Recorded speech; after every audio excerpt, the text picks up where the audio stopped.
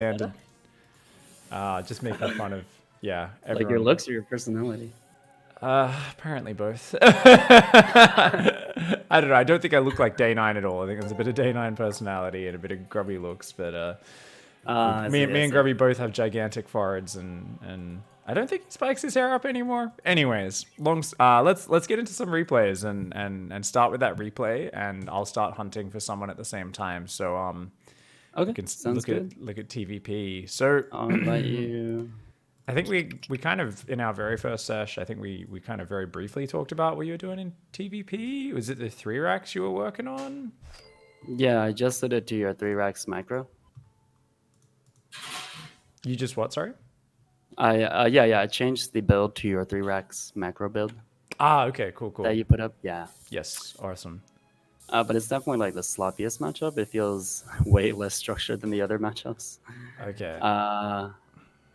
So actually, I bookmarked a replay, which kind of shows what typically happens. So even though this one was a win, I was behind for most of the game, and I think it's like fairly representative of maybe some of the things that could be better. Okay. Yeah. So I've just copy pasted the whole build order from lower to the top, just under our coaching notes for today, just so we can very easily compare stuff to that and go, oh, we're not following this part of it, or oh, we could be slightly tighter on that thing, just as a nice reference point. So just make me the host up here in the game, and we will dive on in.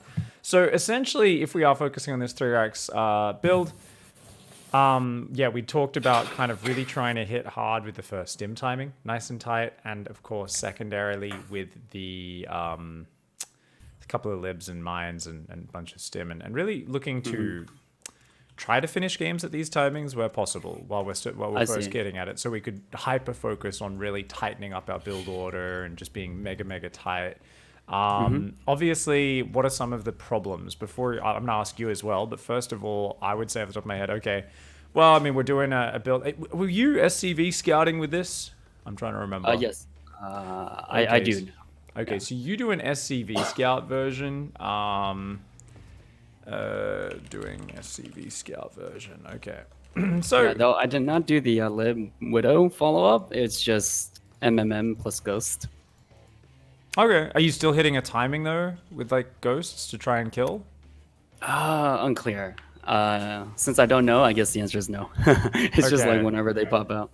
Well, that's kind of just something, because we want to make sure we're really focused on closing games out, because the number one thing Terran players have is, remember what we spoke about with like missing power points in their army, and letting the game drag on and letting leads disappear and then moving into Psystorm because we're not focusing on our army at the right times. Like, whereas if we have strong power points, we say this is a real strong point, we've built up to this with our macro, it gives us a very clear, I know I'm meant to be staring at my army for this super important fight, and I'm trying to force an engagement, and I've done it many times before, so I know how to force the fight. Like, I know how to get the right position, I know the good angles, I know how to work through if they're trying to slow me down with blink stalkers, and basically it's just like, it's like getting that experience with the push, but it's also like knowing, hey, this is a really important push, let's put all our focus there.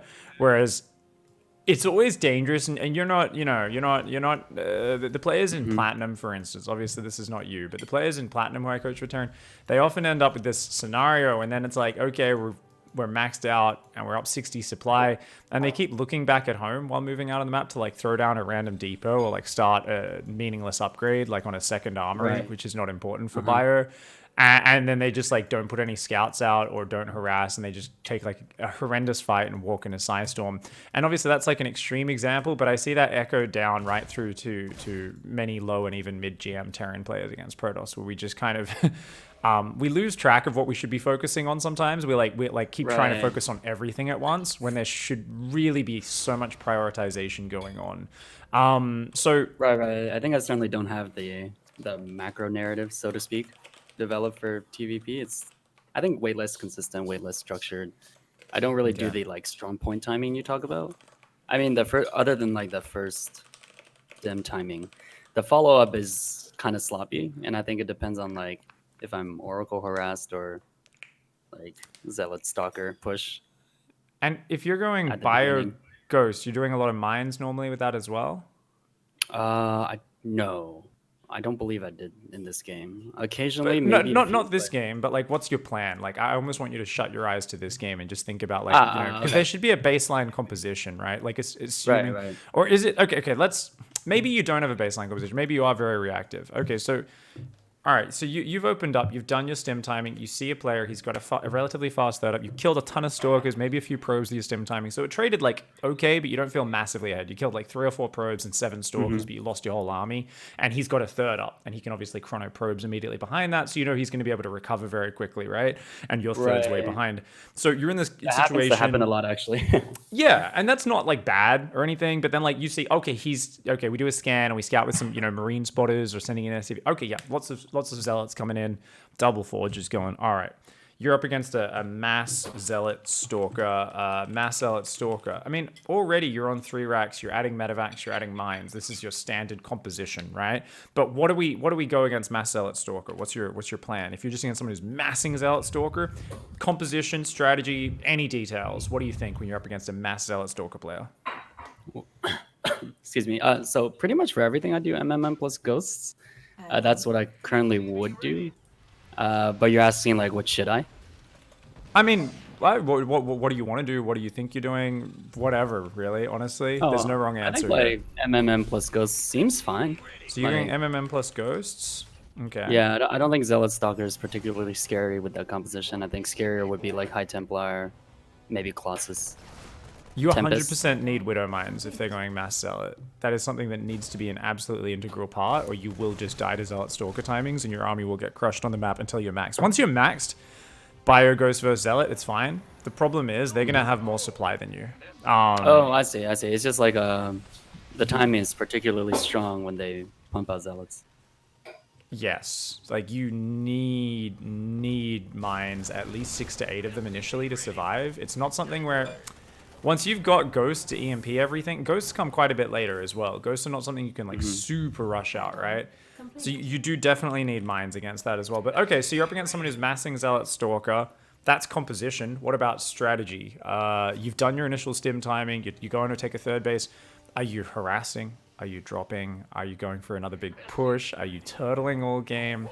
Talk me through it. Usually another big push, Okay, and how do we like a define that? second push with more MMM and with ghosts as well, I guess. Okay. And are you normally going double engineering base? Like, are you adding a second one later, or are you just kind of sticking with one eBay and just constantly getting upgrades off it since it's so early? So second eBay usually after the third CC starts building. Okay, second eBay after third CC is what you'd normally do. Okay, so what are some? You've said a big push with more bio. Let's be more specific. What do you think? Like, would there be maybe you'd line up with 2-2, 2-1, 170 supply, 120 supply? The first 3 ghosts popping. Maybe that's the trigger. Yeah, that's the part where I don't have a consistent story.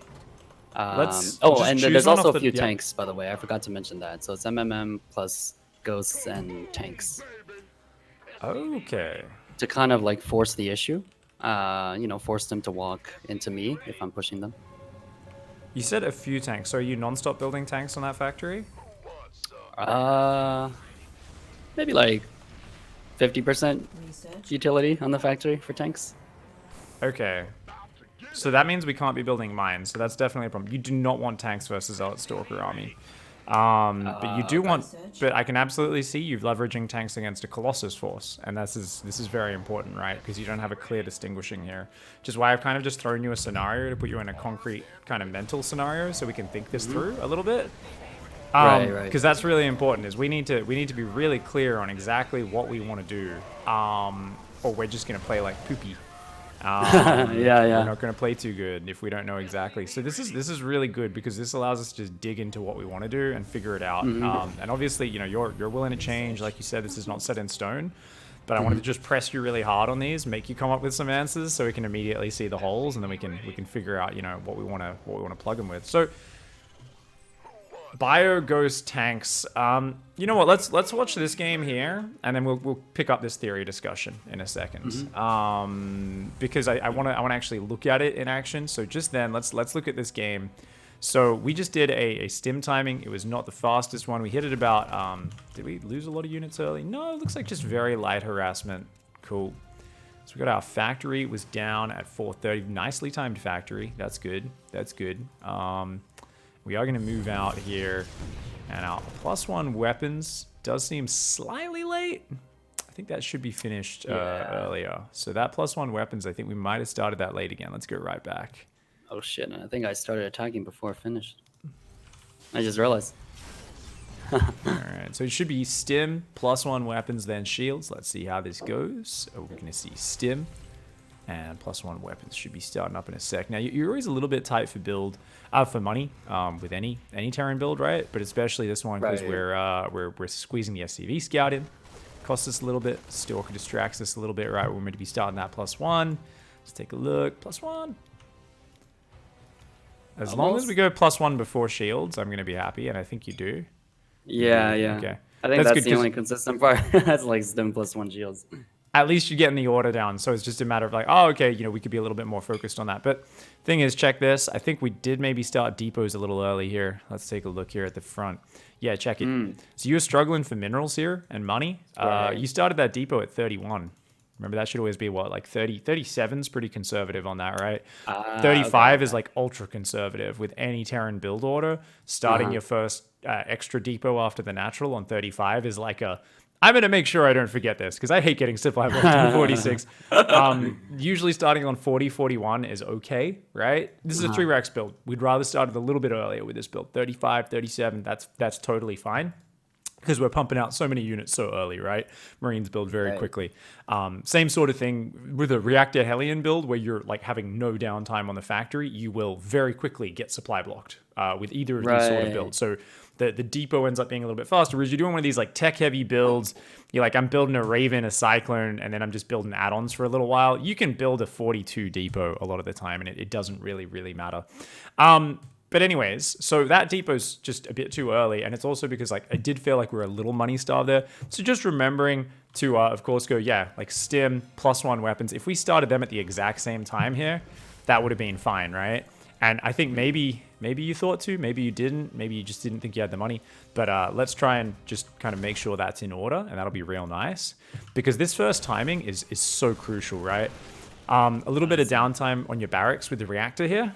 Obviously, we're microing. There's going to be little mistakes like this, but these are the things you just want to keep being aware of, right? I don't want to hammer you for these and be like, you made a slight mistake, because it's not that important. But what it is important about is for you to be able to constantly be like, oh yeah, I know I can keep doing better at this build. I don't get that many Protoss opponents on ladder at the moment, or I haven't had a practice partner to grind games with. Obviously, that's what I'm really going to encourage after today, by the way. If we can get a practice partner to play 20 games against in a row, bam. I'm exaggerating. Pretty rare you'll play 20. But if you can play 20, that's amazing. So much practice. Just loading up replays and going, oh yeah, let's watch SCV production. Okay, let's watch Marine production. Obviously, you've been focusing more and more on SCV production recently. And you were talking about that yesterday. Yeah. So right. Like not leaving gaps. And this is important, right? Because and I sent you back that message about like it comes down to priorities. Like that's really good at a point in the game where you've taken a lot of damage and your way back into it is like non-stop SCVs and like mules and like hitting your macro and not getting supply blocked, and there's no real threat for a while. Or if you're just in a very macro, you're like, I don't think there's gonna be a fight for a long time. Queuing up the extra SCV and prioritizing that and delaying like a barracks or an extra marine slightly, I like that, right?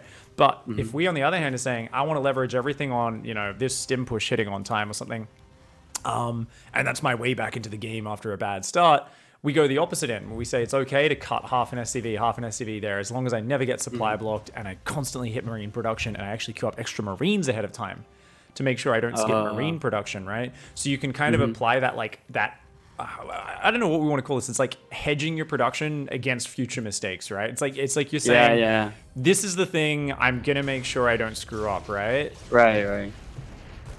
So you're saying like for this build, I should actually prioritize like the 3-Rex production.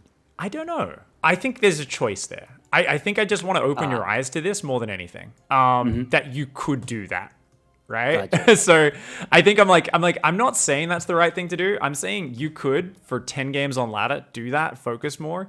hit this timing at 5 minutes every game with like the same number of units as you have here and just like run in and kill them. But because there's 3 less gateway units here and you're like, yeah, and you smash them. And then you could do the opposite where you literally like send a marine ahead of this. You see there's no third. You go forward. You like stim 1 marine in front. You see this many units and you just go, You just like turn around and leave, or you just go and like sit out front the third for 30 seconds and you just like leave a spotting unit. So if they drop a nexus, you stim in, snipe the nexus as it starts and then run away. That's like, that's like the macro approach, right? Because you're like, well, I didn't focus on these units being here that tight on time. I've been nonstop SCVs, my upgrades, my medevacs are coming out on time. It's less important to do damage because you're more focused on macro. Whereas if you were hitting this at 5 minutes, you'd cut 3-4 SCVs in total. An upgrade was a bit later. Maybe your factory was slightly delayed. On the other hand, you'd be like, get in there, go straight across the map. You're moving across. Like you're hitting their natural and your stim hasn't even finished. It's like kicking in 2 seconds into the fight. Like that sort of like hinge of the timing, you know? So it's just like 2 different emphasis depending on like, I want to do damage and finish it now versus like I know, I wanted to go to the end, the late game. Yes, indeed. And I think this is a cool idea we can apply to all of our builds, and it can give us an ability to shift. So a simple way to think of this, I'm going to write out some notes in our documents. We have this kind of noted down in a written form. So I think that helps us organize it. So pay attention to that. So basically saying, okay, initial stim timing, focus on what we're kind of hedging for, on what mistakes we're hedging against, I'll say. Okay. Right. So it's like almost like just buying insurance by queuing up some more stuff, depending on what we want to hedge. So if we focus on non-stop SCV production, right, and cut a bit of marine production as a side effect, whether it's because we don't have enough money or we just don't have the APM to keep up, even if technically we could do it, starting it with the 50 minerals coming in just as the previous marine finishes, that sort of thing. But if we focus on that, suddenly, our attacks are deprioritized, and it's more of a defensive focus where any timing that's built into our play will naturally become more about forcing a response and being very careful and looking for any free damage and then backing out kind of thing, right? Right. So in this definitely case, like not losing it, right? Because I think that's happened a few times and it's just game over. Exactly. Whereas with the opposite, right? Where you've hinged everything on your timing hitting obscenely fast, right? Obscenely fast, cut a total of 3 to 4 SCVs because it's just like, I want to start the extra marauder. So you lose a few seconds on the SCV. And that happens many times throughout the first 4 minutes of the game, 5 minutes of the game. You end up a few SCVs behind. Cut a total of 3 to 4 SCVs.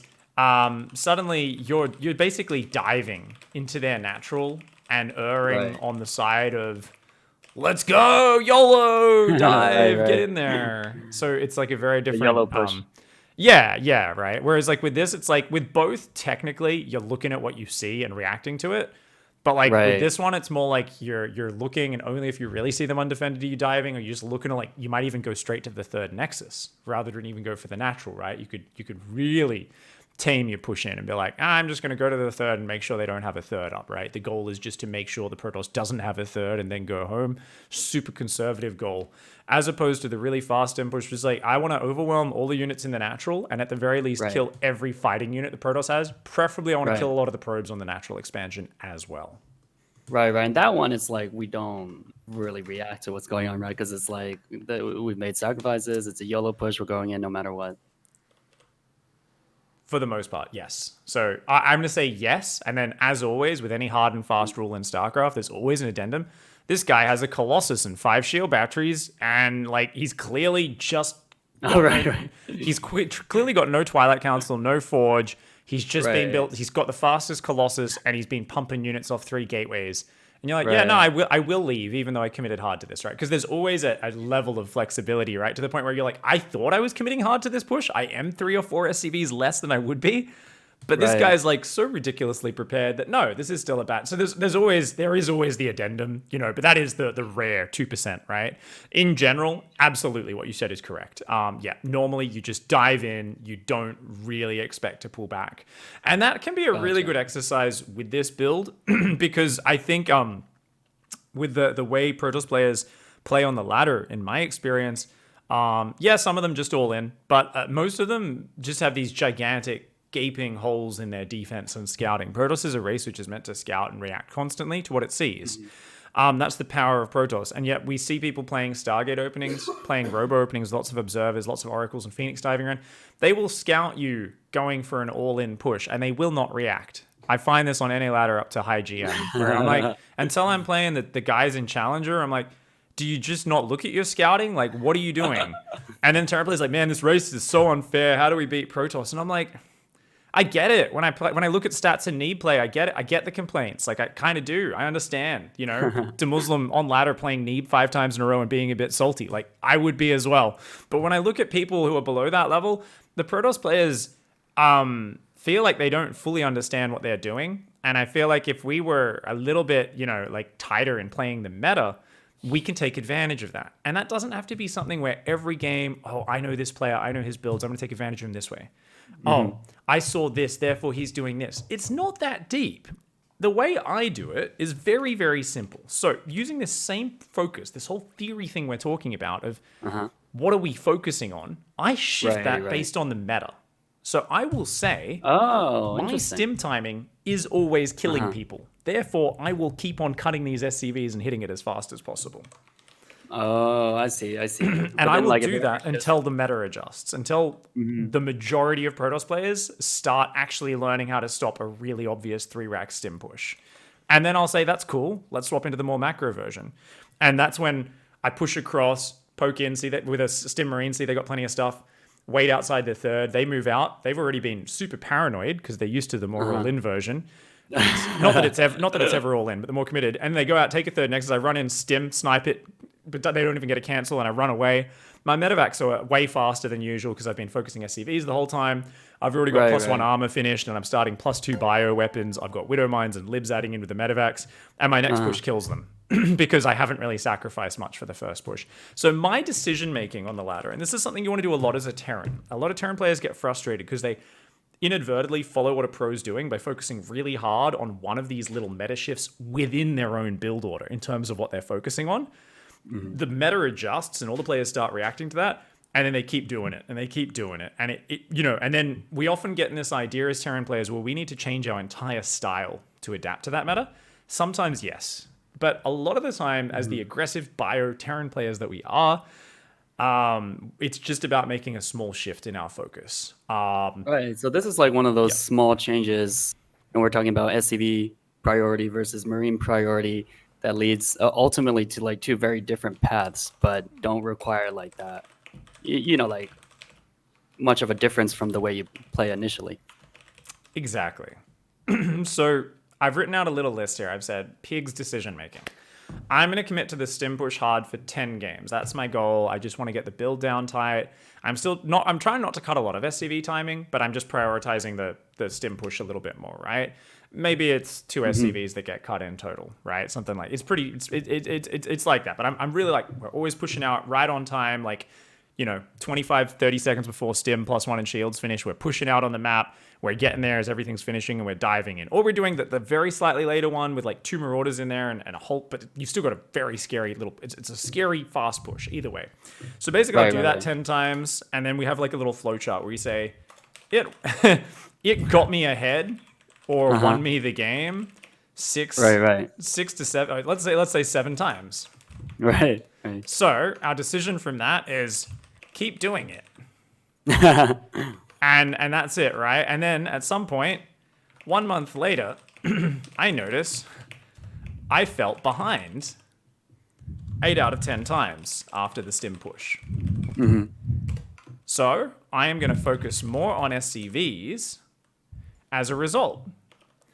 I'm going to focus more on SCVs, be more conservative with the push, look to snipe the third base, and then get the hell out of there. Sometimes, like if you see them massing shield batteries on their natural, shield batteries can't come from their natural to their third. Right. If they built, 5 shield batteries on their natural, I'll hang for 2 minutes. Denying a third nexus. I'm just sitting outside their third, like, well, your shield batteries can't come over here, buddy. I'll just chill here with this army. And I can stim and run away if I need to, assuming it's not like a big scary blink army or something like that, which if they've built a ton of shield batteries, it shouldn't be. So Right. there's an inherent adjustment there, which is very small, but it's literally just me changing how much I commit to that push. Right. And then the same thing happens 2 weeks after that. Everyone's like, well, they just defend on 2 base. They get a Colossus out really early. Then they move out and take the third. They don't let me cancel it. I feel like I'm just a bit behind on everything. And then I go back to hitting the stim timing again because I'm like, oh, actually, like if I, and you can obviously add stuff where you look at replays and analyze what's going on in the meta. But in a real broad sense, it's just a shifting the focus one way or the other. So we can use the same opening, real small shift in that focus, and it can change our results a lot. Right, I see. Actually, that's an interesting point. I never really thought about, like, I'm going to double down on this push or double down on SCVs, which is a very small change depending on, whatever meta I see. I think every game, kind of regardless of the outcome, I've been kind of just trying to prioritize both or maybe err on the side of SCVs. And I guess it's kind of like a middle ground where like I don't have as many SCVs as I could have, nor do I have as many units as I could have. Yeah. And it doesn't really make sense now that you describe it that way. It's probably something where some games it ends up being a bit more SCV focused, sometimes a bit more army focused, right, as well. So maybe there's like a little bit of inconsistency there. And it's just one of these things where like you just didn't even think of it as a decision before, right? And this is like strategy games and StarCraft in general. Like, I look at the early game and I'll see like there's these 3 key interaction points. And then I get, you get Lambo on the couch at Home Story Cup watching a Zerg game. And you're like, apparently there's 27 interaction points and like key little scouting adjustments and things. And you're like, God. like it's just That's like, more than a number of like.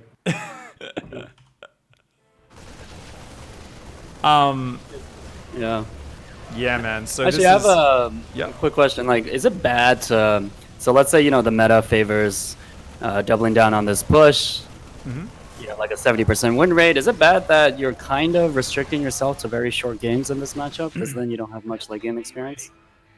Well, I mean, it depends if you want to gain or lose MMR generally. When you're playing Protoss, if you keep your games short, I think your MMR goes up, right? That's true. But then, if the meta were to switch and I have to go late game, it's like, shit, I haven't played late game in like 3 months. And all of a sudden... no, it's definitely something we want to use as a building block, right? The aim here will be like to get a whole bunch of concentrated focus in the early stage. And the thing is, we still want to be building up from there. So you're very rarely going to win the game with a stim push, even if you get yourself in a really nice advantage. And in a way, it will give you just easy practice of getting to the next stage. So it's up to you to be disciplined, right? So you need to look at a game where you get ahead early and say, okay, cool, like let's look at the follow-up of my build. Okay, like in this game, we didn't do that great with the stim push, obviously. But we could look at this next step and we can say to ourselves, like, well, okay, am I following the plan correctly? Like, was my eBay on time? Like, okay, like, look, I've got +1 attack. I forgot +1 armor this game. Like, so imagine in this game, we'd done a huge amount of damage. You killed 10 probes on the natural. You're like, yeah, I'm so far ahead. The instinct is to look at this replay and to skim over it because we've won. Our ego wants to keep feeling good about ourselves. We need to be humble and we need to say, even in our victories, there's a lot of things we can learn. And these are sometimes the best ones because it's learning without the distraction of an opponent who's in a position to really beat us up, right? So we could look at this game, assuming you're ahead and say, well, what the hell, man? We're forgetting +1 armor. This armory, on eBay, okay, that's all right. But like, okay, do we actually want to go tanks and liberators? Is this our game plan? Okay, did we get the 4th and 5th barracks on time? Was our Ghost Academy on time? There's 1,000 different little details in that follow-up. We were ahead. What was our follow-up strong point? Knowing we were ahead, what was the push? Did we know and start working towards that push several minutes ahead of time? So like if I've done a stim push nice and early and I've gotten ahead, I'm already probably thinking I'm going to finish them with that Widow Mine lib push I was talking about, that power point. If we're like, no, I'm really keen on siege tanks, maybe it'd be a 3 siege tank, 4 medevac bio push as a follow-up or something like that, right? But like the idea is like, did I recognize that in the game and immediately think like that's what I was working towards? Or did I just go, oh, I'm ahead. And my mind kind of went blank, and I kind of randomly started putting down structures and upgrades in order. and then I forgot about a warp prism could come in. Right. I didn't have any scouting, and that killed a bunch of SCVs, and that distracted me for a bit longer. And then I finally got my army together, and I had 5 siege tanks because a whole bunch of time had gone by because I wasn't focused on what timing I was going to hit. And then I went across in a bit of a panic because I suddenly felt a bit of urgency, like maybe I was letting the Protoss back in the game. And then he Psystormed everything with a warp prism Templar drop on my army, and I was clumped up because I didn't have map vision. And like, you can throw games very easily, and even in the ones you win, it's sometimes like that punishment won't happen, but there will still be that same lack of direction and like real organization. Like this push right here, I'm disgusted looking at this little movement here, because if he saw you coming right now, this is the easiest jump on ever for a charge lot army. You had no vision in front of you. You had no idea what you're going for right now. So I'm on your camera. I don't know what you're about to go into, but like, I felt so uncomfortable just watching this movement right here. And not just that, it's just not that big an army. It's 11 Marines. There's a good Marauder count, actually. That is 8 Marauders. There's a few under that medevac I didn't notice. 1 siege tank, 2 lips. It's not a bad push, but we also have no idea what we're going into. And you can see that your third base has been really slow to move out. So you've got a lot of SCVs oversaturated, but we've also cut SCV production here because we've started moving out. Right. But like, this is really bad, because when you're moving out, you know you're about to engage in micro for the next minute or two, but you haven't set yourself up at home. So what do I mean by that? You've started 2-1, which is great. You've started some barracks. Right. You've got extra depots, but we should have the third already landed, the SCV rally points on that base so that our SCVs are rallying out. Our dudes have been main-arted over. We should have this all set up ahead of time if possible, especially, you know, if we're feeling comfortable in the game. And that would allow you to focus on this a bit more, which would hopefully give you the mental freedom to have stimmed a Marine in front of this army or scanned ahead and actually know what you're going into. Right, because it's like I'm kind of in the middle juggling too many things right now, and like probably, well, you know, my gases will be late, or SCV is not rallied correctly, or something like that. Exactly. And back in terms of the composition, this is something which we haven't really figured out, but we do need to figure out. There's a reason I really wanted you to focus on the 2 libs and the mines. It's because that's a strong focused composition. But what we're kind of drifting into here is you've only got 2 medevacs. And obviously you will probably build more. About 2 medevac, 2 lib, 2 widow. It was like about at least 4 widow mines, like 6 to 8 generally, but it kind of depends on the situation exactly. But it could be 4 medevacs as well, but it's basically the first 2 libs. But because you're going siege tanks here, but you're kind of not really building them consistently, you're adding them in. Right. I call these siege tanks APM wasters, essentially. Because they just kind of get there in your army and they confuse you about how you want your army to function, because they don't have upgrades. There's not enough of them to really kill Colossus or Stalkers that quickly. They're just literally, as much as they do poke and get your opponent to fight into you, the rest of your army isn't building towards a clear strong point. Likewise, there's no Widow Mines to deal with charge lots, but your Marine count's also very low. So you need Marines to kill charge lots, otherwise Marauders do not kill charge lots very quickly. Obviously, Marines are pretty fragile as well, but that's just the nature of this. It's like, well, where are the Widow Mines, right? To get rid of the charge. Okay, well, we've got a few Liberators, but we're going Ghosts, Tanks, and Liberators. Now, these are 3 of the fanciest units in the game. And that's where things get scary, because that's where we get into this composition where I see anyone but Maru fuck that engagement up over and over and over again. We see this fight where we kind of jumped in and we had no idea what we're going into, and he's gonna cleanse us, right? Yeah. Really, really easy cleanup for him. He's gonna shut down both medevacs with the Phoenix. Ouch. But the problem there, you know, like I said, we didn't scout ahead. We didn't know what we were going for. Let's clear our mind of all that. And let's take it back to, we should have had a plan beforehand that generally works against most stuff. And even against Colossus, yeah, 2 Liberators, a couple mines is not the absolute best for pushing through Colossus by any means. It's like if they've got 2 Colossus up with range by that point, they can obviously, like, you know, siege you down from afar to a certain extent. You can't really force your way through it front on with a siege up, but they also can't force their way through your libs and your mines with the Colossus. You know, your libs can be slightly in front, your mines covering them from the Stalkers, and you can do good. Right. But so even if you can't kill them, they can't necessarily kill you either. So like, you shouldn't feel bad in that. Yeah, and you can still, like, if you catch them out of position at all, right? Like, say you send a drop to the main, you pull them out of position, and you siege up on that third, like, they're still going to have to take a pretty horrendous fight into you to keep the Nexus alive, right? So, or if they're too far on the south of the map and you got through onto their natural and you sieged up there, like, you know, on top of these gateways, they had to come back from their third through that gateway choke point. And you've got like libs and mines set up there, and your bio's killing the Nexus, and you're like, you have to come save your Nexus and probes. once again, it's going to be a terrible fight for them. So there's a lot of places you can still set up and take a good fight. The problem here is this army just looks really random, and this is what happens when you don't have that clear, this is the timing I'm going to hit in the next set of the game, right? So you mentioned being worried about, well, if we don't play late game, how are we going to get practice in it? I think if we don't have tight timings, the problem is we're only going to experience the form of late game that is only won if our opponent doesn't know what they're doing, because we're just going to end up drastically behind in late game, and we're going to have to massively slow it down and hopefully deal with players who take attack into our defensive planetary fortress setups, because we're just not going to win a fight with the amount of time we're giving, because you're just not keeping your opponent honest, and you're also not being excessively greedy. And we need to push one of those pressure points. One is, hey, I'm taking a really fast third, non-stop building SCVs, getting up to a sick army. You need to do something. Or I'm going to hit you really hard. And we're erring on the side of hitting them really hard because Protoss has a lot more economic build-up potential than us. They can explode into tech.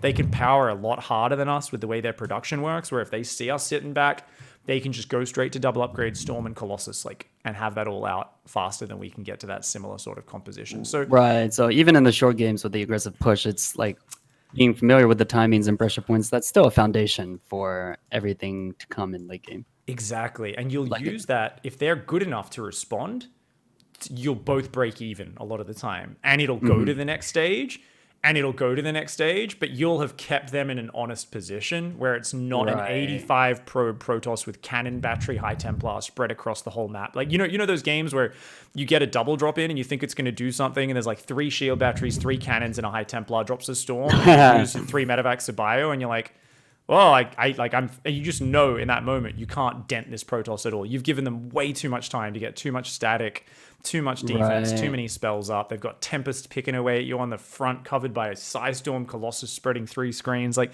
we can't let it get to that stage, or we're going to be really depressed about the matchup. So, yeah, these timing attacks, these power points are ways we keep the opponent honest. So we want to make sure we have a really clear plan for this next stage. And there's a few different ways we can do it. And it's the same off a 3 racks opening. You can do it multiple ways. Like I said, I suggest the mine lib, because it kind of works versus everything. Whilst going for like a heavy siege tank army, if we play against a heavy zealot stalker player, we need to suddenly turtle up really hard for a long time until we get a much bigger bio force. If we're going like double factory, if we were going siege tanks. Yes. Okay. But if we had widows, then we could roam a bit more freely. A bit more, right? Like, you still see someone who's clearly an aggro Protoss, has just got an insane zealot count. You still pull back a bit, but not as much as the siege tank player, where like you can still turn that into aggressive moves a little bit earlier. So I think it's important for you to just kind of choose a direction there. So early on, of course, I will encourage you to focus hard on that stim timing, just to hit it hard for, like I said, a bunch of games, just to get used to that alternative focus, since you're focusing so much on SCV production at the moment.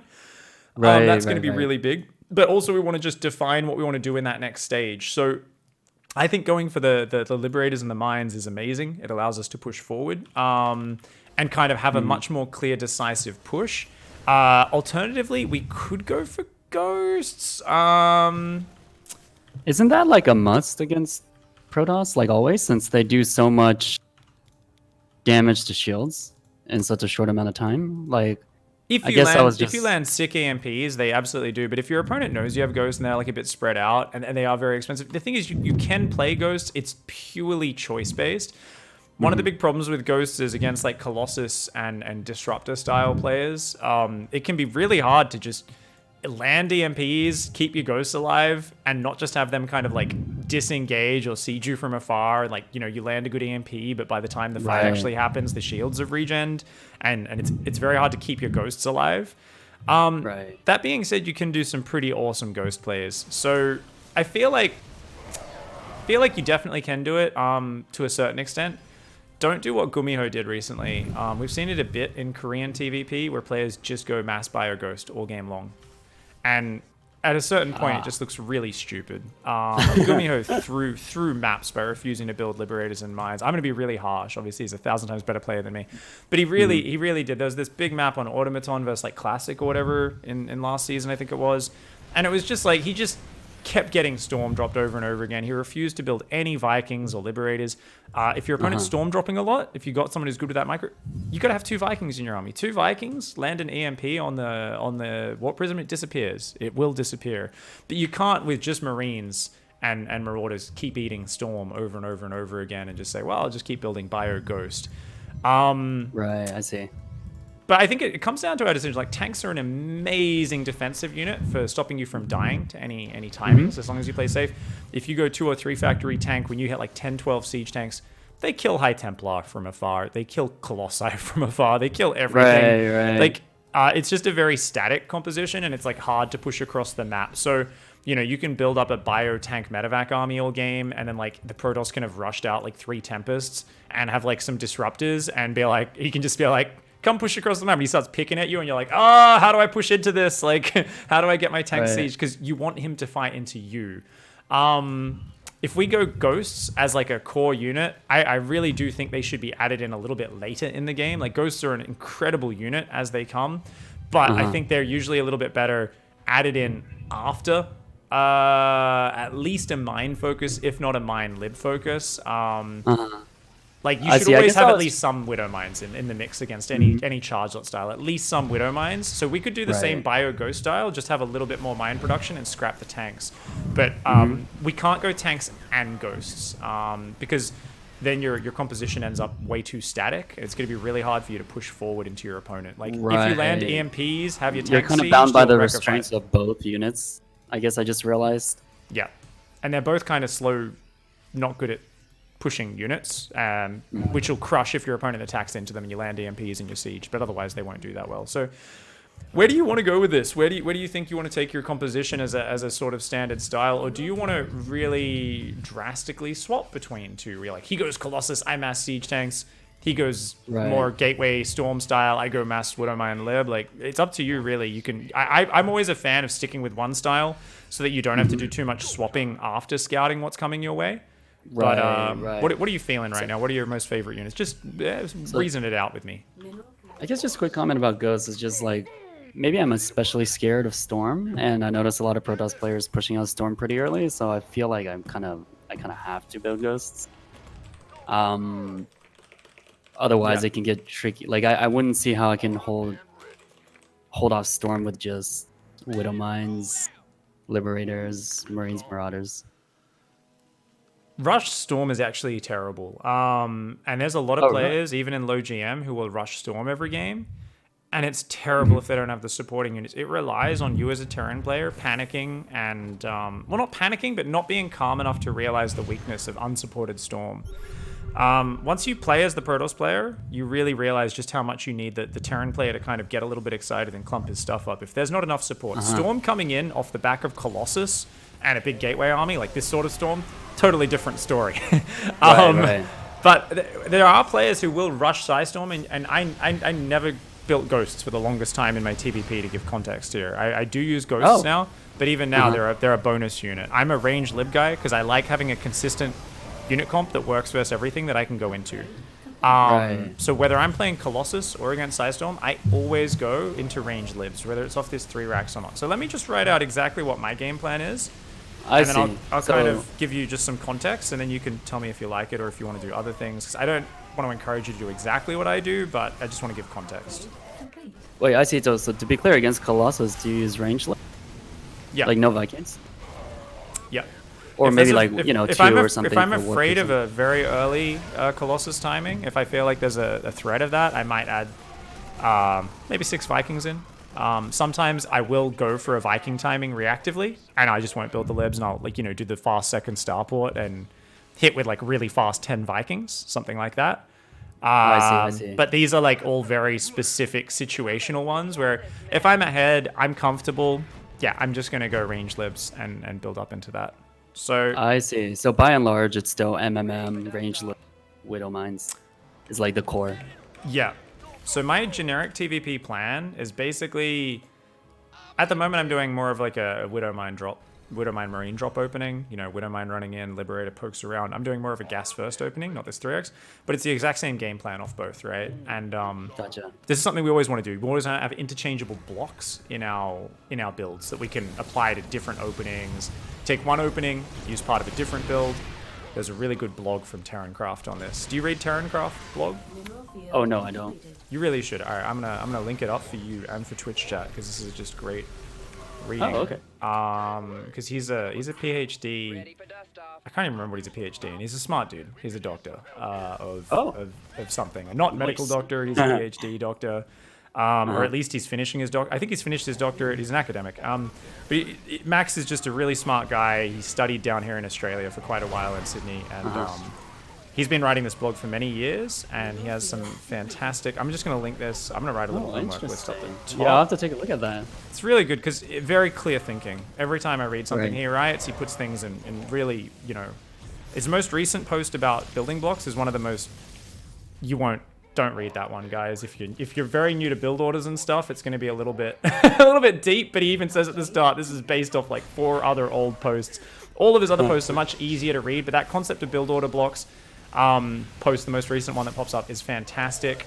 Or the one before the most recent one, in fact. It was posted on June 30th. He also posted on the balance update. But yeah, he also writes build orders up on there. But he had this great article on the concept of build order blocks, which I will link specifically. Ooh.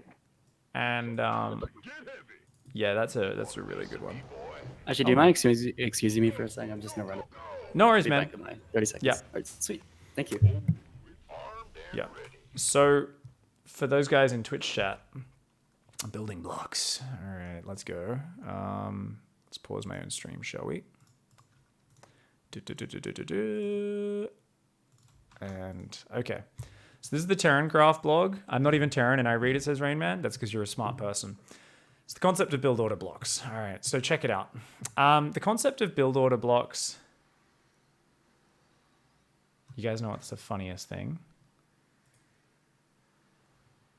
I am so small brain. Never mind. I was trying to click on my browser tab in my OBS of this screen on that computer. I'm an idiot. All right, back. No worries.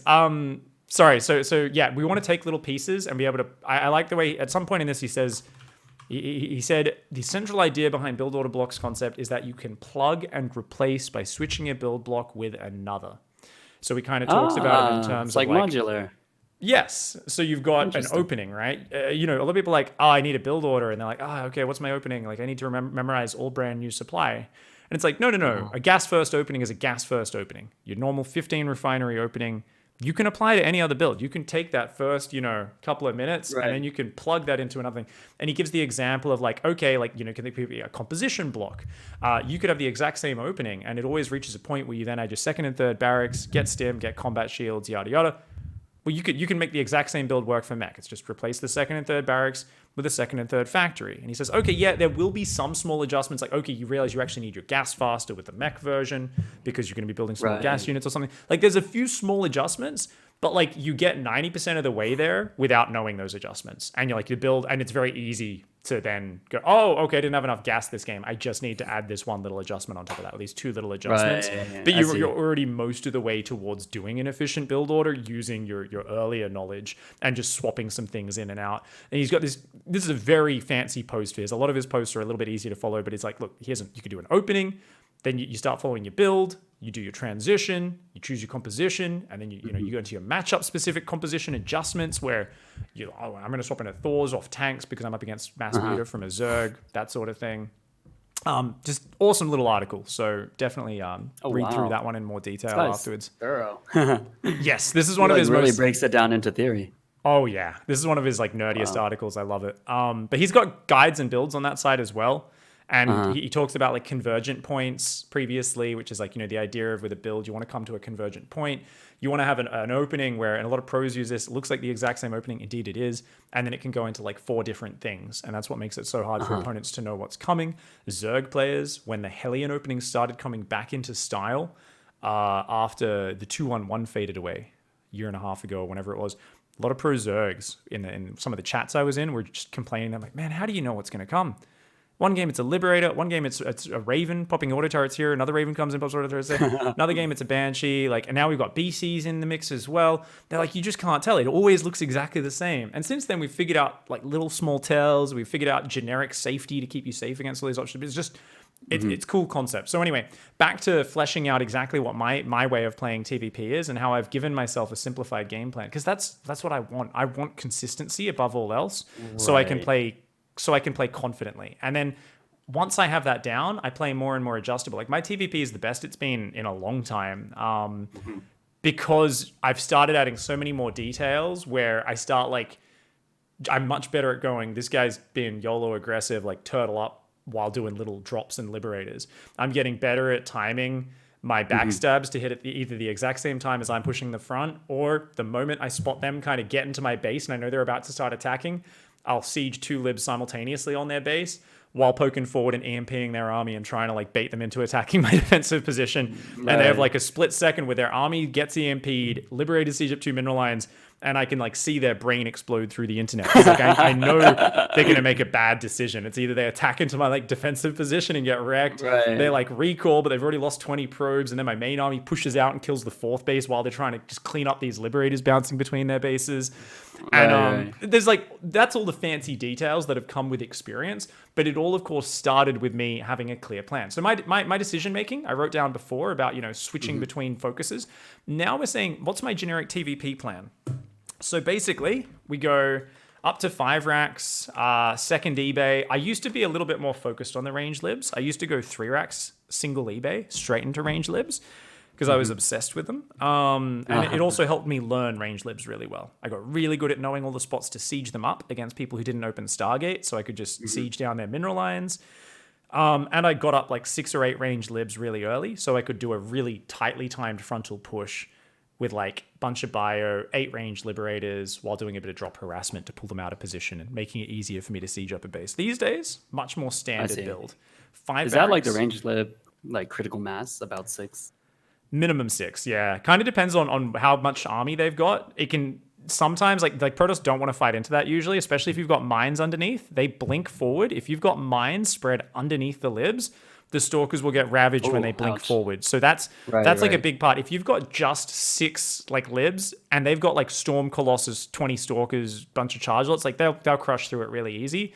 But suddenly like, okay, well that's a huge maxed army. You have 10 range libs, 8 Widow Mines that spread underneath them.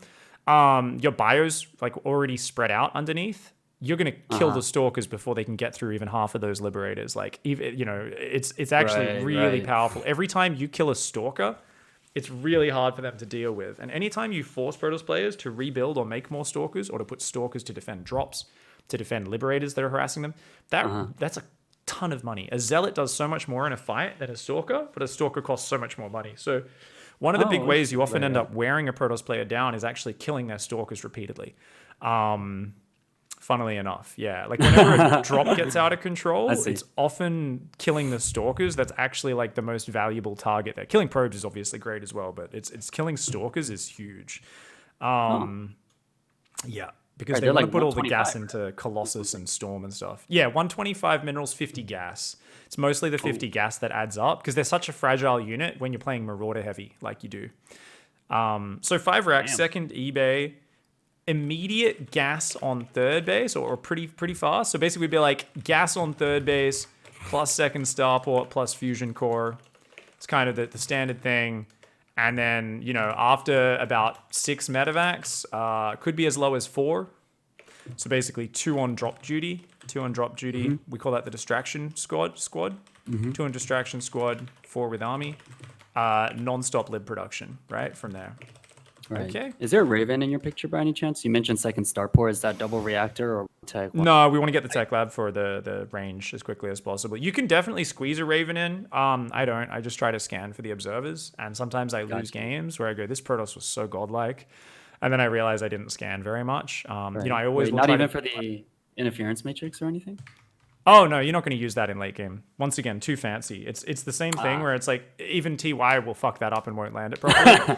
So it's the same thing with like, there's all these super powerful things. Yeah, like you were building tank lib Ghost, and I'm like, well, if you use these units perfectly, it's the best composition. But we need to have a more realistic view of how well we're going to use our army and how well we can siege it up. So the more you add in these overly fancy units, the less mobile you get, and mobility is the key against Protoss. It's hitting them quickly on the right angle. The moment we slow down too much, we give them a lot of time to set up and defend, and it becomes a very different sort of game where we need to have really perfect late game. Right, like keeping them on edge by being mobile is what you mean, right? Yes, yeah, and make them have to defend without having time to set up and engage us on their terms. Basically, try to make a Protoss fight on your terms rather than theirs, because Protoss is much stronger if they can pick the battlefield, if they can pick the engagement. So basically, I'd go range libs from there, and then there'd be a whole bunch of little things. I'd be like, okay, two libs waiting in dead space for range to finish, right? And then I would immediately queue those to siege mineral lines, right? Because once range finishes, it's massive. And obviously, if I'm getting smashed by a frontal push, I'll use it earlier than that, just because I need anything to pull their attention away and get some damage done right then and there. But otherwise, the moment range finishes on a lot of the maps, you'll be good. Now, the current map pool, all the new maps have been anti-my TvP focused because they don't have good range lib spots anymore. You're going to look at this map, for example, there's no dirty spot where you can siege up the mineral line. There's huge spaces behind all the mineral lines. So stalkers can always deal with your range lib. You can still be annoying. Go in, only a few stalkers will reach you. Kill a few probes, unsiege, move back, come back in a bit later. But if you get Kairos Junction or any of these, previous map pool maps, they almost all have just disgusting spots where you can siege out a mineral patch or two from the edge and they cannot reach you with stalkers. And that's if they don't have a Stargate, they open Blink, they're just like, well, that base can't mine properly. Because their workers, even if they pull it off those two patches, will keep bouncing over to those unmining patches, and they will keep bleeding probes into it.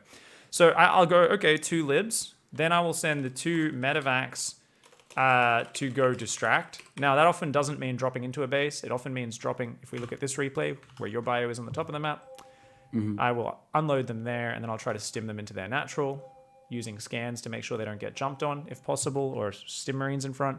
And my main army will push down the south of the map, and I will siege up my range libs and my main army on this base, while their army is busy dealing with the distraction squad.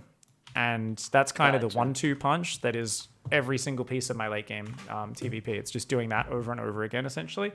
Whenever your liberators are sieged up, that's good. If they're at your base, they're pushing, you're just trying to stay alive, you're just moving your libs between your 3rd and 4th, you're defending here, you're defending here, you're just like, trying to defend the front, trying to defend there, you're just trying to survive. That's when I put even more into those distraction squads. I might send 3 or 4 medevacs off and just stim them through a base. That forces their army to recall, right? Because most of your army's at home. Yep. Well, won't you... isn't there a chance you'll just die to their push if you don't have enough units at home? Absolutely. In that situation, I will feel like I totally would not send more units out. I would try to keep more units at home.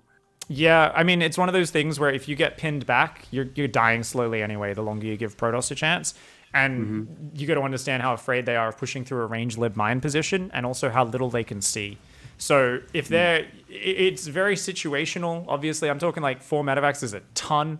That's why I'd probably be more like 3 medevacs, maybe a lib or 2 on the edges of the map as well. But even that's like pretty ballsy. With a defensive position, you can do that though, absolutely. Because they're not going to know you've moved out. You've also probably got a planetary by that point. You've got a great defensive position. And they're also not going to know that you've moved out with those units. So yeah, it's very situational based on the scenario, but you just don't want to let yourself get pinned back, because the way a Protoss player pins back a range lib player is they just hang outside your base, rotating between different attack angles, going defend here, defend here, defend here. And that just buys them time to get a 4th, a 5th, Storm, Tempests, all the Protoss things that make them unkillable. And we don't want to let it get to that stage. Right. So it looks like the longer I stay at home, even though the further I'm behind anyways, so... Yes. And don't get me wrong, you can still fight at the later game stage, but yeah, it's like, well, we just never want to be letting them pin us back and sit like that, because yeah, it usually will result in them getting away with some big bullshit. So if we look at this army here, so this is going to be, let's just look at this fight in this game and take a look at this. So It's not enough siege tanks, yeah, to really do that much. Thankfully, he was a bit low on Zealots and Psystorm there. I'm not sure if you EMP'd all the High Templar or... Oh my gosh. Let's go back. I thought you were losing this game earlier. Let's take a look. Yeah, I was way. I mean, this game I should, and so for that reason, I think it highlighted. I think he probably made a lot of mistakes and I lucked out. Let's take a look here. Definitely needs more High Templar. Okay, so he's gone and made his army a bit overly complicated, hasn't he? Trying to have a disruptor in there as well as High Templar? Nah, you ain't gonna micro that properly, Protoss player. Come on, Cammy Green. Be real with yourself, mate. You're not gonna use 2 spellcasters. That's insane. Actually, to that point, I think I really valued the undervalued simplicity of army composition. Yeah. It gives you more ability to tactically maneuver so much better the simpler it is, right? So you've probably been pretty damn good at using your spellcasters, but like maybe you haven't been pushing into the right angle at the right speed. Your opponent's been too prepared, haven't been hitting the right timing, that sort of stuff. Yeah, I think for some reason I had this wrong idea that like diversity is good. It's most Terran players try to get every unit in the book. Yeah, it's the same way. Like, do you remember when Protoss players in Legacy of the Void were like, they have too many spellcasters? They're like, oh my god, Protoss is so weak now. We don't have the mothership core. Oh what? I'm gonna micro Blink Stalkers while force fielding, Guardian shielding, landing side storms, and disruptor shots at the same time. Like, Jesus Christ, how fucking people say Protoss is easy? Like, and I was like, who the fuck uses even? I was like, if you guys watched a pro gamer game, they use 2 of those spellcasters at most. Like we get excited when we see someone remember to use Guardian Shield in late game at pro level. Like that's actually something we get excited. Oh, this is really clever. He remembered to use a single sentry in the late game comp and use Guardian Shield because that's really big if that's supposed. Because we're like, no, you just focus on the fucking Psystorm and you A move. Everything else, that's all you do 90% of the time in late game, and it should be the same for you as a Terran player.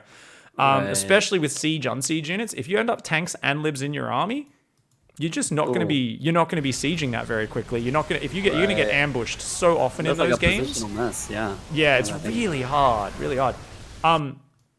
Good example of just how you should never fight from Cammy here. By the way, was way out of position. The base is dead. Gets an amazing storm. Already has a base up on the other side of the map. This is like has Tempest and Psystorm. Has like all the game-winning units. This is a simple choice from Cammy, where you instantly stack the probes on the assimilator, recall them, start sieging this with Tempests, and you just chill. And you warp in a DT and some Zealots to defend the Marine Marauder on the top middle. Attacking down here, just absolutely insane. Made no sense. And that's the thing is what a Protoss player should be doing in that stage. Thankfully, like I said, even if we have sloppy TvP, a lot of Protoss players also won't understand the strong points of their army, or they will just panic. And a lot of people will try to defend a base and throw the game there. Always giving up bases. There's a great Day9 Daily looking at like this old replay of like Grubby giving up like 7 bases in one game just to avoid game-losing fights and then eventually winning it. I think it was Grubby he was watching. There's like one amazing replay and Day9 just kept hitting home this point. It's like, well, you know, you can take a bit of an economic disadvantage, keep the workers alive, take another base, or you can lose your whole army. You lose your whole army. And the thing is like... It's like an instinct, especially for Zerg players who are watching, but you can apply this as all races. It's like my instinct is if a push gets to my side of the map and it just appears as if it's out of the darkness, like I didn't see it coming, my instinct is not to attack it. It's to run away, right? Like always to pull shit away.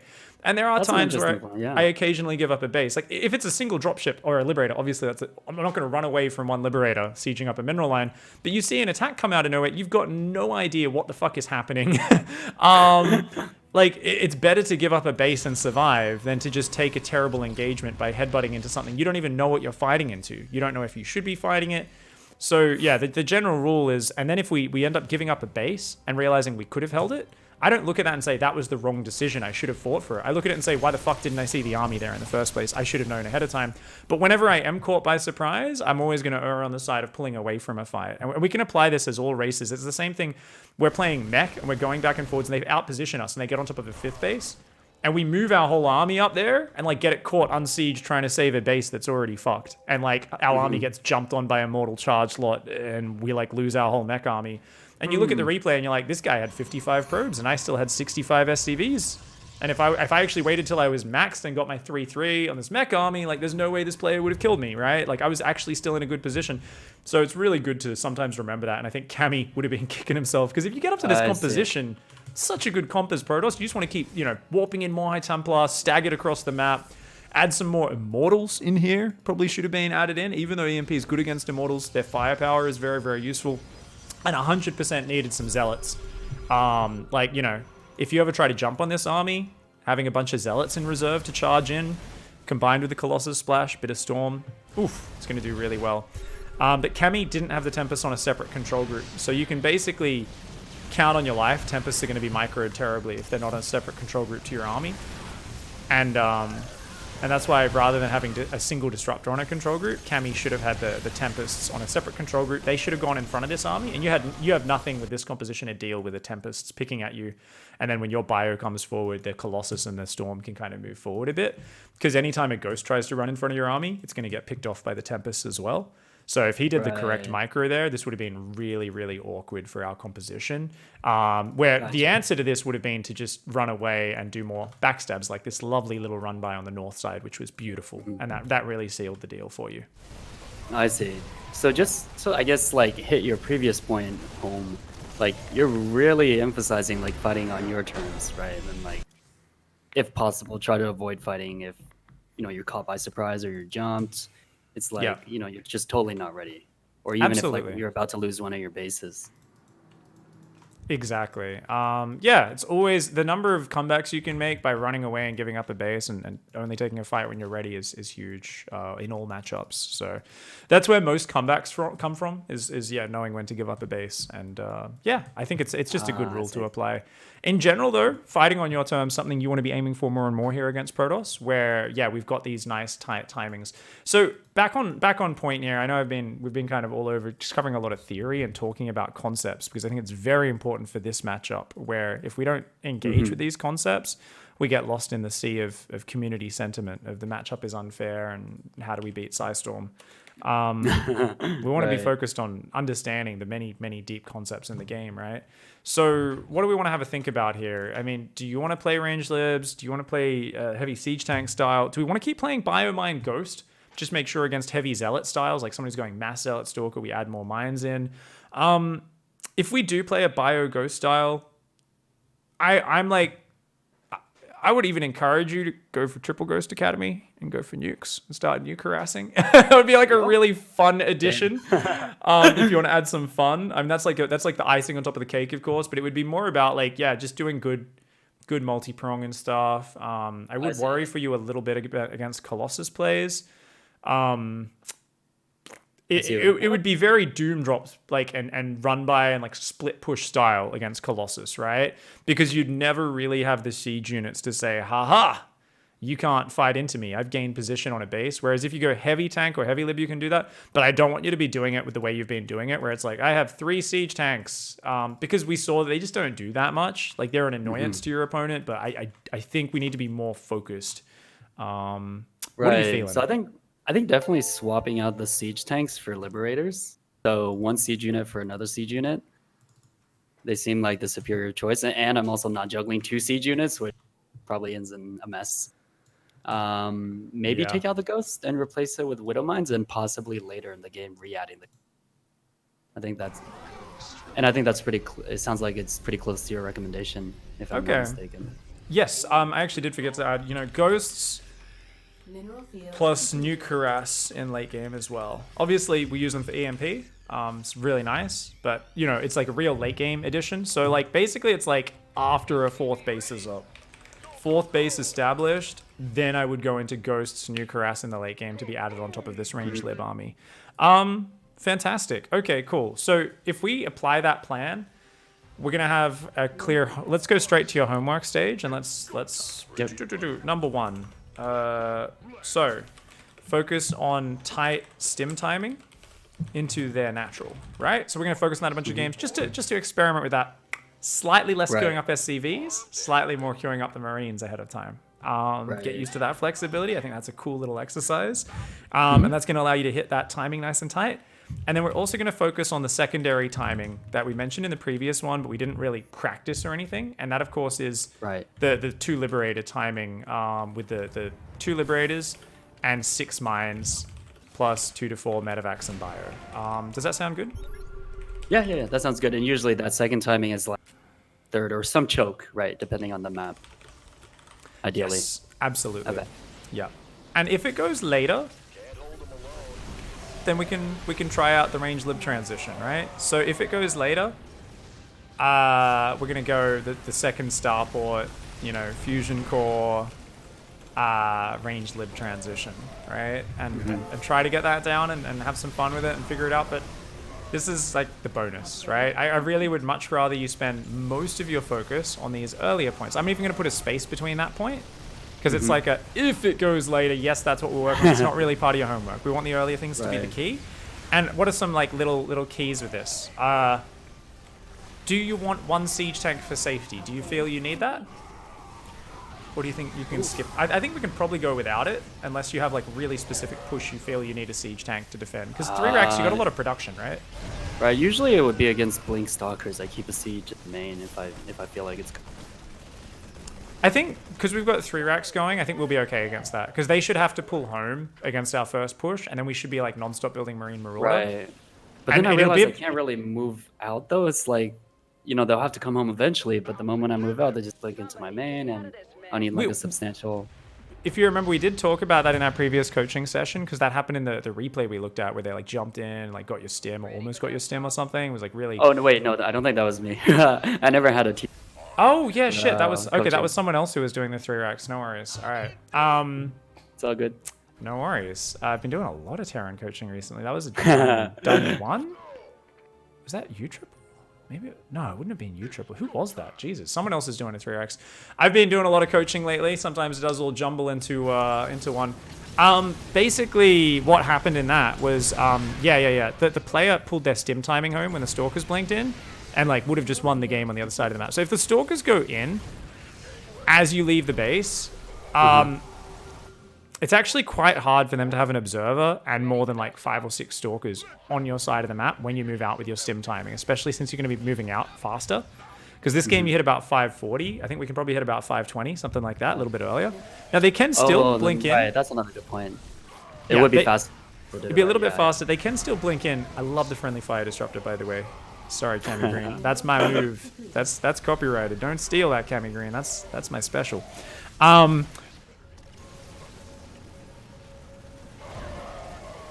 Mental blank for a second. Yeah, no, you'll have 2 Marauders, 2 Marines building at a time. You should be able to that plus pulling SCVs should deal with it. Yeah, that should deal with it. Yeah. Like you'll lose some SCVs, but like if he commits enough to do enough damage to really piss you off, you're stimming into his natural, and he's going to lose twice as much. Yeah, even if there's like a 20-second window where it feels like you're getting punched in the face, Rocky that shit, man. Just take a few punches to the face because you're going to get him back. If his army's on your side of the map. Like, technically, if he did it perfectly, he'd pick off some shit, force a reaction, force some SCVs, recalls home, fucking bam, there just in time to fight. Even then, he hasn't used the stalkers to wear your push down or force a stim out ahead of time, which means he's still going to lose some stuff at home anyway. But he probably has too many stalkers, which is a good thing. Yes, and no one's going to time that out perfectly. Like, you're not playing stats or Zest, come on. So they're probably going to recall, and your stims on top of the Nexus, they're recalling. You're like, kill the stalkers as they're frozen. And you're like, yeah, let's go. Yeah. Okay, cool. So focus on the stim timing. Go into your 2 lib mine timing.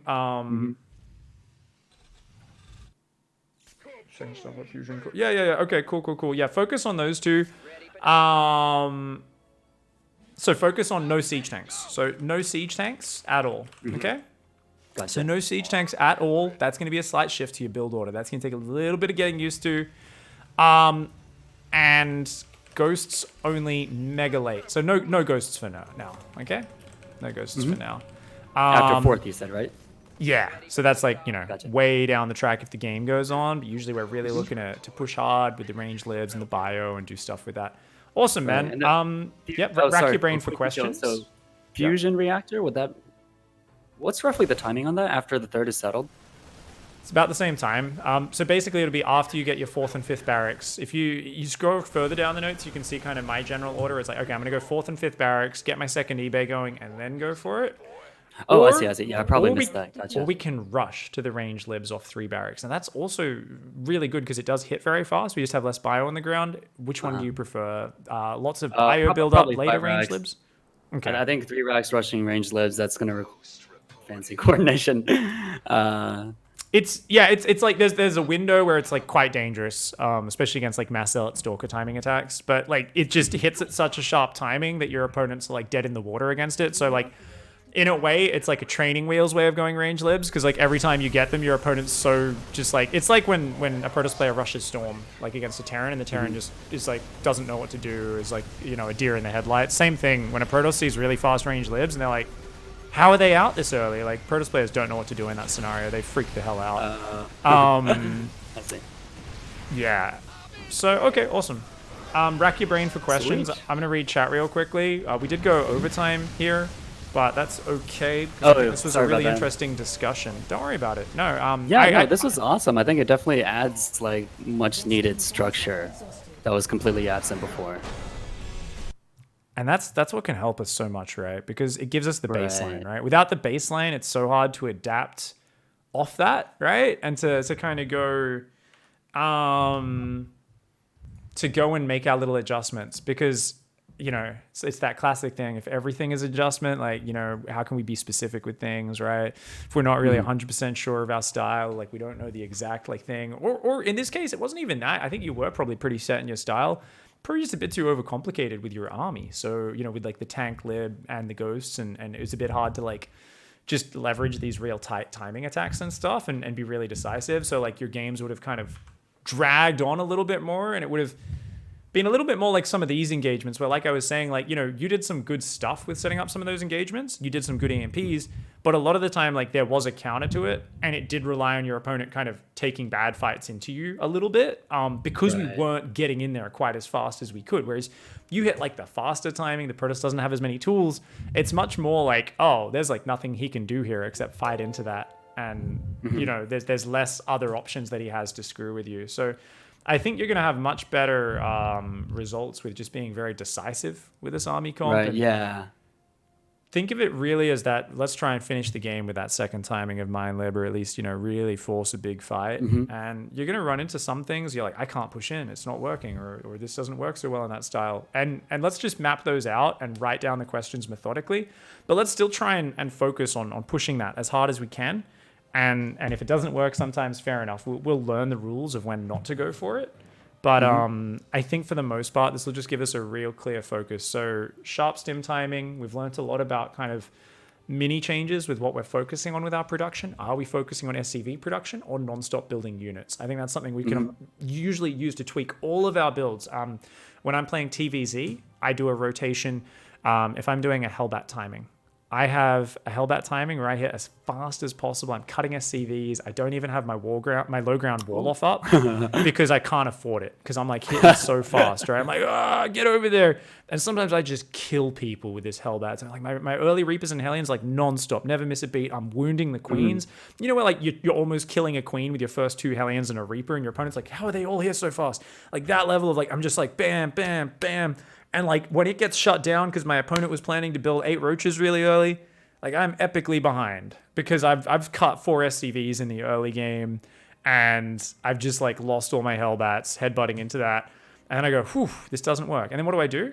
Exact same build. Next time I see the roaches, I don't throw the Hellbats away. I turn them back into Hellion form. I split them up, and I veer around a little bit, keep denying the creep. But if those roaches move out of the map, bam, dive into 2 mineral lines and still make it into a decent build. And I'm getting up into my SCV production and my next stage at home.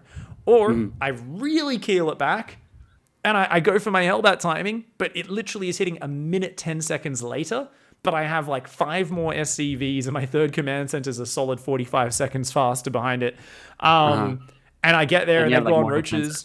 Yeah, and I'm like, I don't even care. Like, oh, you've got roaches. Like, I can't even morph in Hellbats. Okay, that's fine. Like, I've got better economy behind this. So there's like, it's all the one build, but it's not, I guess. That's what that whole concept is. So I think that's a really cool concept we've come across, where like, with Terran, there's so much detail that comes in as you get higher and higher level with how you prioritize your production and just how much you focus on, with a certain build order SCVs versus non-stop units to hit a hard timing. So builds within builds is what a concept we've just encountered there. Yeah, it's so interesting thinking about like just making small changes to your play while having like vastly different outcomes. That's just like, I know you said this a million times, but I realize I just like I don't tend to think that way, but it's so powerful now that you mention it. Hells yeah. Production adjustments. Awesome. So I'm just going to call this builds within builds, TvP, Masters 2 coaching. We'll put this on YouTube because I think this will help a lot of people who are struggling in the matchup to kind of, just get in on this discussion and hear about it. So everyone in chat you guys should goddamn praise Arcturus for being a legend and I didn't getting do very much. some nice teaching for you guys as well. So if there's any Protoss players around, we didn't end up getting to the coaching, the custom game section. Are you down for custom games if there's someone in chat? If anyone wants to play, anyone's around Masters 3, Masters 2 level, anyone in that rough range who's a Protoss and wants to play a few games, you guys should hop in and play a few games. Arcturus is currently... Are you down for some games, man? Oh yeah, I'm done. Like I'm gonna be hopping off, but I'd love to hook you up with someone to just grind out some practice straight away.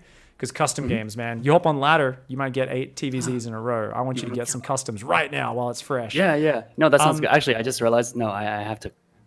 So I have some dinner plans, but maybe like later in the evening. Yeah, all right. Yeah. Well, guys. Yeah. No worries. We'll hop in the Discord. Are you in my Discord? Me? Yes, I am. Pig's Pan, right? Yeah. Post some message in there looking for practice partners and stuff, and make sure you grind out some games later on. It should be really good, man. Sweet. Yeah, sounds good. Will do. All right, mate. Have a great night, and good luck with the TvP practice, dude. Yeah, thank you. Appreciate it. This has been awesome. Good night, man. Night.